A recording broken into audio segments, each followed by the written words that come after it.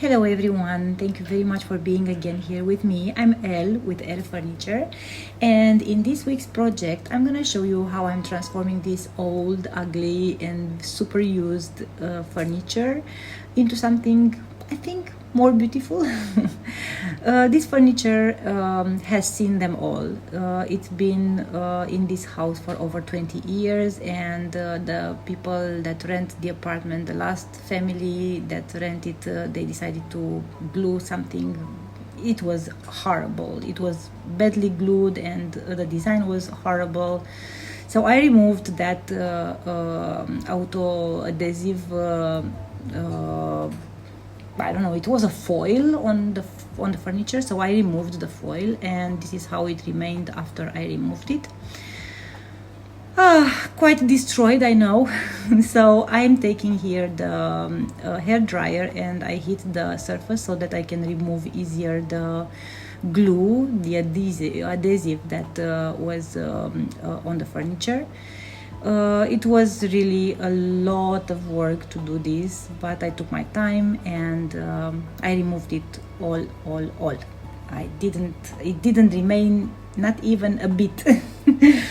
And after that I come with an abrasive sponge and I sand down all the areas where the furniture is chipped, and I prepare it for the reparations that I want to do to the furniture. This is the 180 sanding block. And now I'm coming with wood filler and I fill in all the holes and all the areas that are have been destroyed and damaged by water and a lot of humidity.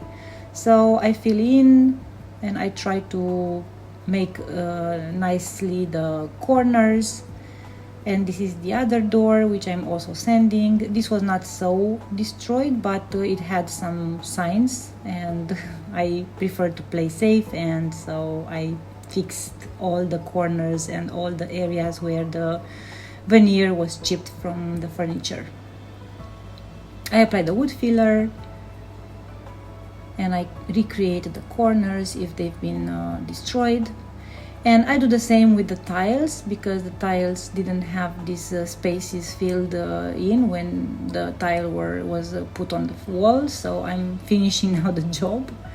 And I put the same wood filler and I fill in and I clean it well and I have it ready to be painted. Meanwhile, the wood filler dried on the furniture, so I'm coming with the same sanding block, 180 grit, and I sand down the excess of the wood filler. And I create nicely the shape of the corners. And I remove all the extra that is not necessary because I want to have a smooth finish. And I removed meanwhile the handles, and now I'm coming also with the electric sander, and I scuff sand the surface because as I said, this is not real wood, it's MDF, so I need to have a porous surface in order to have a good adhesion of the primer and of the paint. Meanwhile, I'm painting, as you can see, the tiles. This is Smartcret, is an amazing paint, especially done for tiles. I ended up using 4 coats for a really solid coverage. I came with the brush in some areas, also with the roller in others. It's a very, very thick paint and it is not shiny, it's a matte finish. And I absolutely love it. It's from Smartcret, the same company that I used also the Smartcret solution for the bathrooms. So this is especially for the kitchen and for tiles usually, and so ceramic. And it has a perfect adhesion. As you can see, I also painted a little bit the plastic so it stays on multiple surfaces. It's really easy to work with, and the color is really what I dreamt of. I wanted to have a clean white, but not too white. So this buttercream color is just perfect for my kitchen. And as I told you, the brush also. So this is the first coat as I said, I ended up applying 4 coats for a solid color, but you will see later on. I love the color already. I hope you like it too.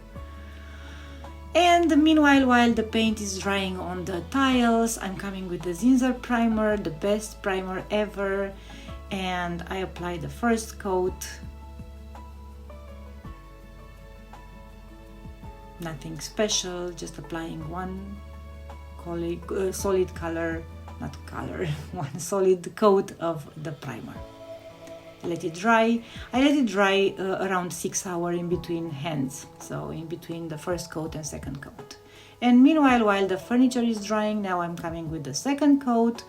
It's been already the next day for this second coat, and I realized that I prefer better the finish with the brush. So the next coats I applied them with the brush. It's a natural bristles brush, and because the tiles, as you can see, they have a kind of a pattern, I realized that with the brush I emphasize them better, and they really look like they've been like this forever. It really doesn't look like it's been painted. So I liked it, and I took my time, and especially that it was not a big area, I just brushed the paint over the tiles.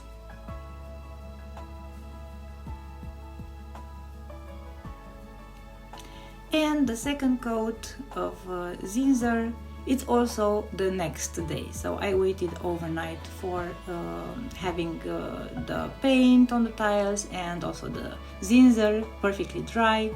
So this is the coat number 2. When I remember, I also use a mask because this is not very healthy for our lungs, but I don't remember all the time to put a mask. This time I did.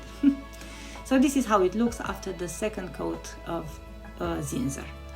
And now I'm painting, even though I know I want to add decoupage paper on the doors, because as you notice, the doors are compromised, so I want to make them a little bit more durable and a little bit more beautiful. So I'm coming with a soft blend between 2 beautiful colors from Fusion. I will add the links in the description so that you can find also the colors.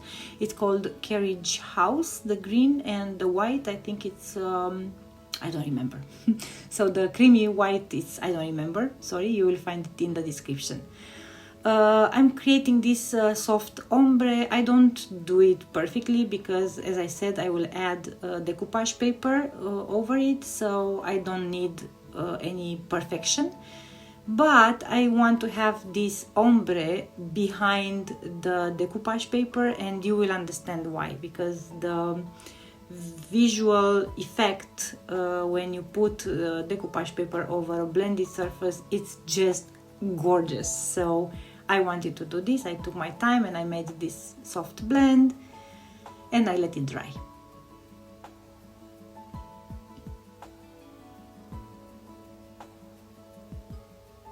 I'm doing here the blend with a clean brush. This is a neutral clean brush, so I have no paint on it. I used 2 different brushes for the 2 colors, and then to mix the colors in between, I used this clean brush.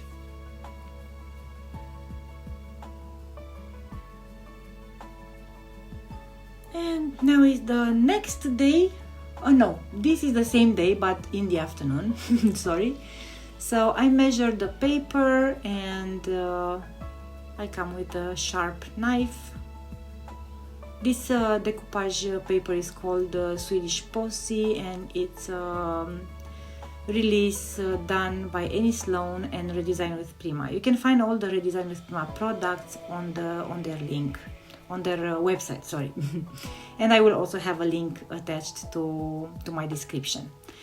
And so after I measured it, I come with this very sharp knife and I cut it on the margin. It's really easy, it's super easy. You can also use a blade or any other tool that is sharp. So you have to have a sharp tool to cut this perfectly. And I cut it. and I come and I place it on the furniture, and then with the decoupage gel I come and I apply one solid coat of decoupage gel, also from Redesign with Prima. I don't put glue or this decoupage gel, I don't put it underneath, I only come with one coat on top of it, and because this is a fiber decoupage paper, it will absorb all the water from this gel, and so it will really stick very well on the furniture.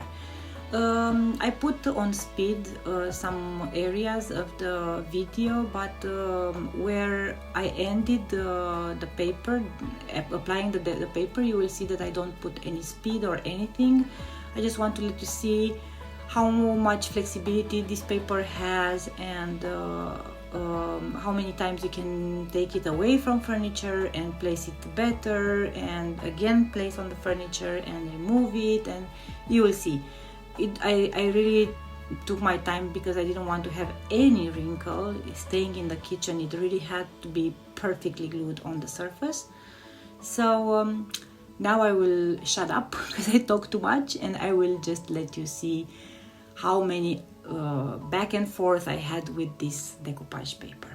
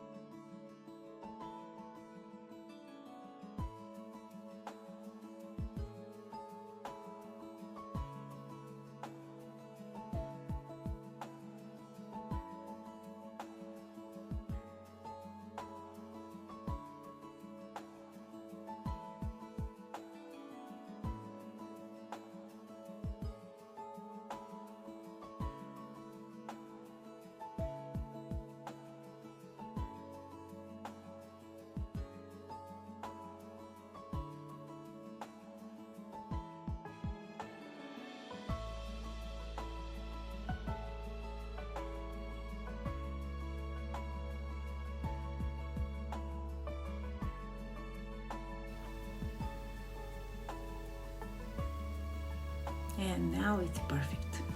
No wrinkles. I love this paper and I love the combination of the colors. I think it's gorgeous. And after it dried, I think I let it dry for about 2-3 hours. I'm coming with the sanding block, the same 180, and very gently, because anyway the margins of this furniture are quite, you remember how much I spent repairing them, so they are not in the best shape. So I really take my time and I don't put too much pressure on the sanding block because I don't want to destroy the reparations that I've made. So I really take my time. As you can see here, no speed, and you see how many times I come over the same area just to remove gently the excess of the decoupage paper.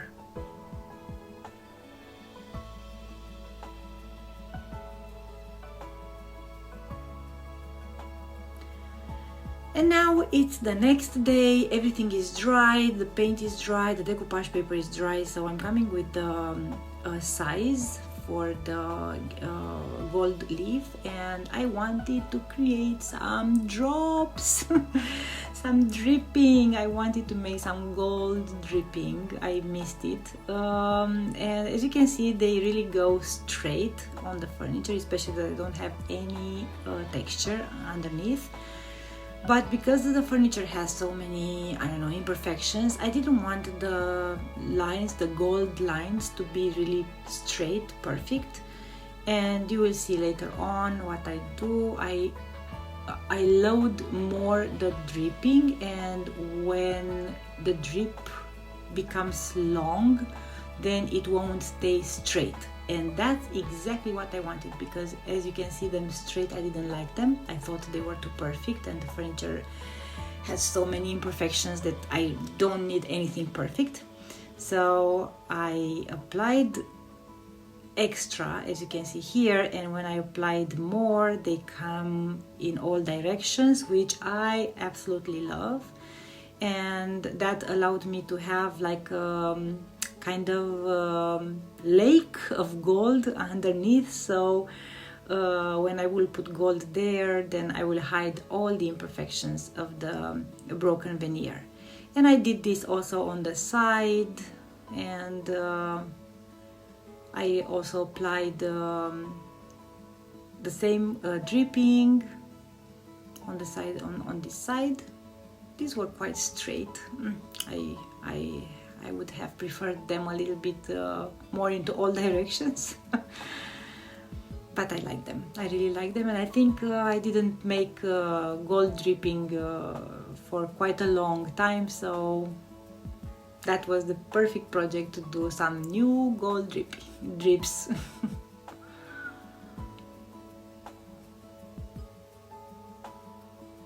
And I come also on all the margins of the furniture, and I apply the same size, let it dry for a lot of hours actually, because the glue has to be completely dry in order to put the gold leaf. And now I'm adding the gold leaf.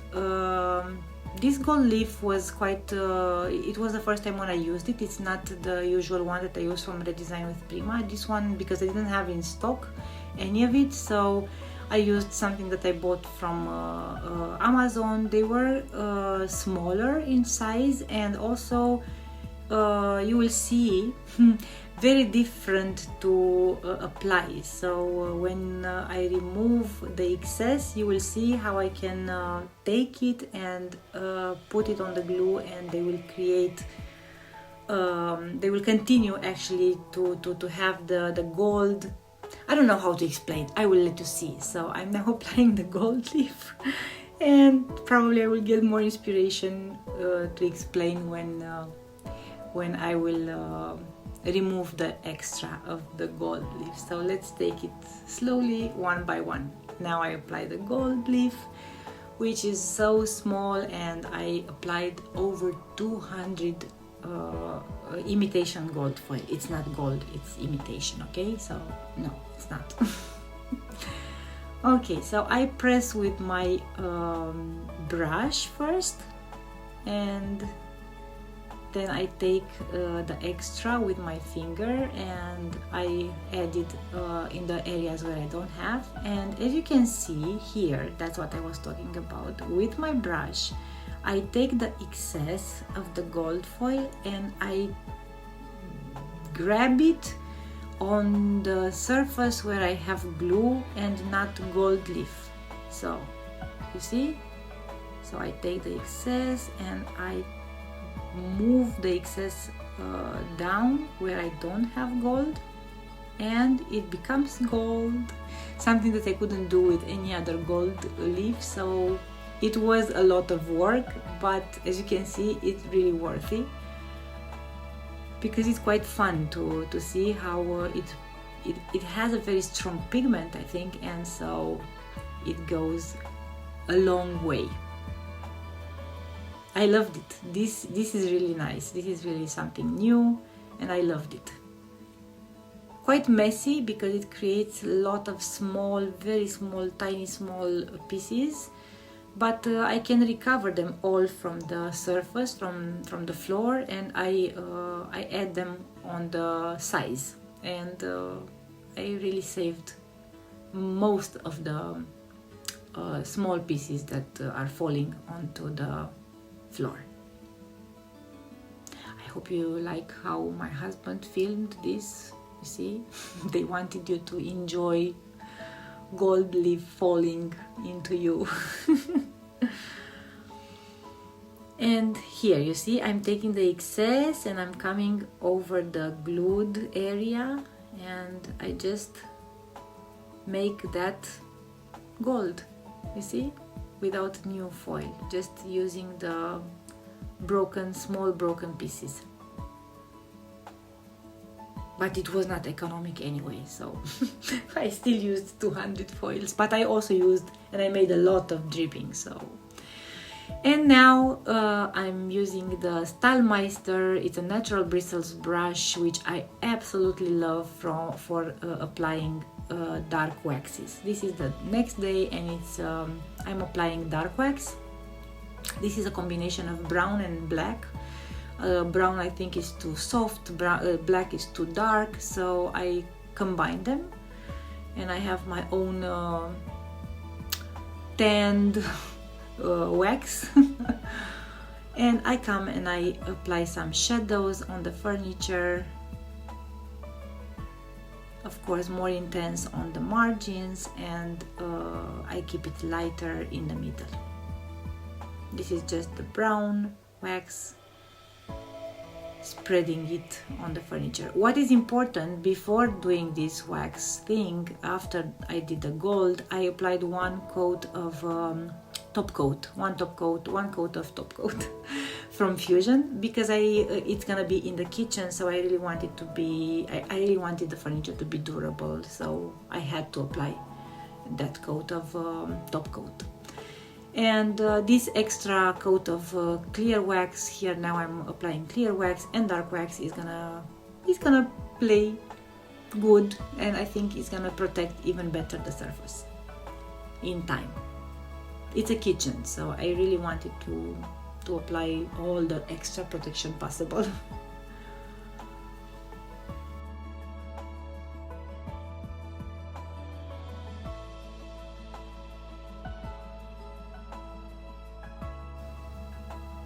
And I repeat the process also on the decoupage paper, the same combination of black and brown wax, and applying it on the margin so that I give this vintage look.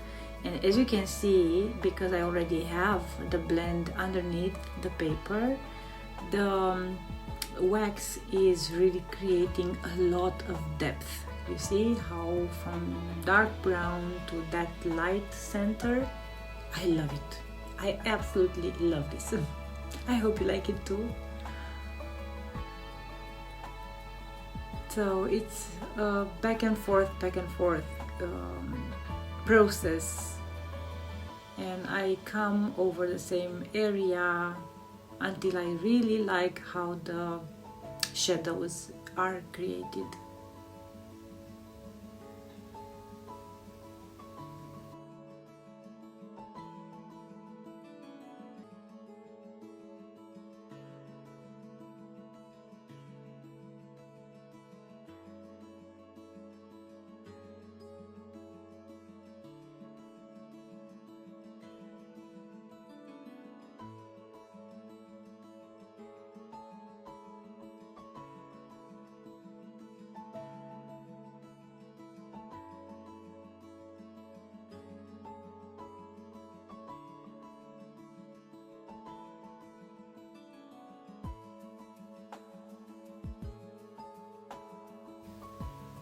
And with a little bit of clear wax, I come and I distribute even better the dark wax from the margin, and I bring it also a little bit inside the door so that I can connect the colors together. And the last thing, I'm adding the handles, painted and with the gilding wax over. And it's ready, and I could not love it more, and I could not think it's really gorgeous. I love it. It's mine. It's for my own kitchen. It's durable. I'm gonna have it for many years from now on, I know for sure. I hope you like it too, and if you did, don't forget to hit the like button, and until next time, thank you very much for watching. Bye!